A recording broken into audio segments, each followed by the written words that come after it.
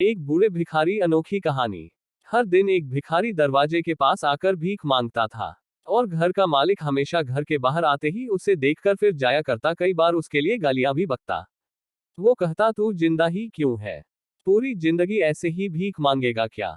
धरती का बोझ क्यों बना बैठा है? और कभी कभी उस भिखारी को गुस्से में वह धक्का भी मार दिया करता।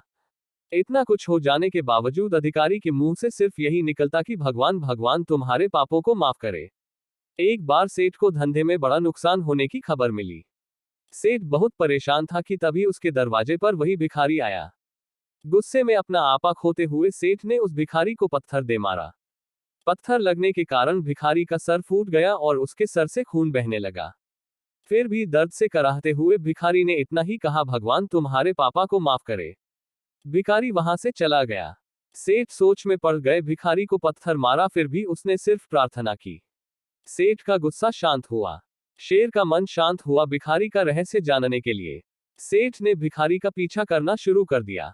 भिखारी जहां जहां जाता सेठ उसके पीछे जाता। सेठ ने देखा कि कोई उसको खाना देता, कोई उसको मारता, कोई अपमानित करता तो कोई गाली देता।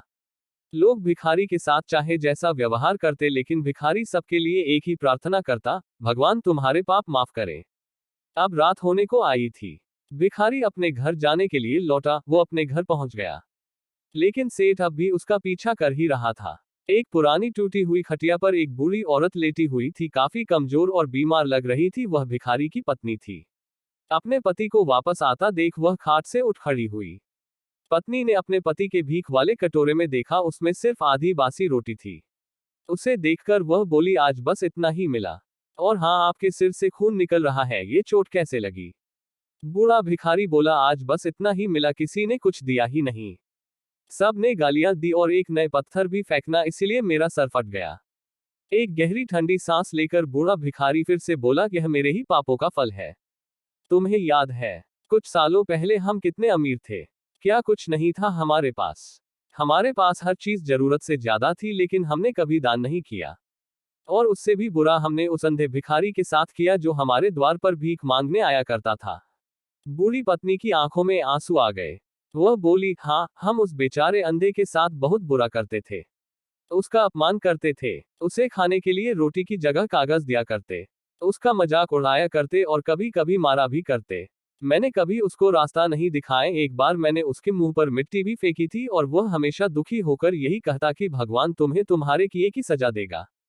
भगवान तुम्हारे पापों की सजा जरूर देगा। उसका श्राप सच हुआ और हम इस दुख भरी जिंदगी में आ गए। भिखारी बोला, हाँ, उसका श्राप सच हुआ, इसलिए मैं किसी को बददुआ नहीं देता। चाहे कोई मेरे साथ कैसा भी बर्ताव करे, मैं हमेशा उसके लिए प्रार्थना करता हूँ। मैं नहीं चाहता कि कोई भी हमारे जैसे जिंदगी का अनुभव करे, किसी को भी हमारे जैसे दुखों का सामना करना पड़े। वो नहीं जानते कि वह कितना बड़ा पाप कर रहे हैं, इसलिए अनजाने में हुए पाप की ऐसी सजा किसी को भी मिले, मैं नहीं चाहता। सेठ वहीं पर छुपकर यह सारी बातें सुन रहा था। अब उसे सब कुछ समझ में आ गया था। भिखारी और उसकी पत्नी ने वह आधी रोटी मिल बांटकर खाए और भगवान को धन्यवाद बोलकर सो गए। अगले दिन बड़ा भिखारी फिर से भीख मांगने गया। सेठ के घर के पास जाते हैं। सेठ ने पहले से गर्म रोटी या उसके लिए निकाल कर रखी थी। उसे देते हुए सेठ विनम्रता से बोला, माफ कर दीजिए बाबा, उसे बहुत बड़ी गलती हो गई। बूढ़ा भिखारी बोला, भगवान तेरा भला करे। इतना कहकर वह आगे निकल गया।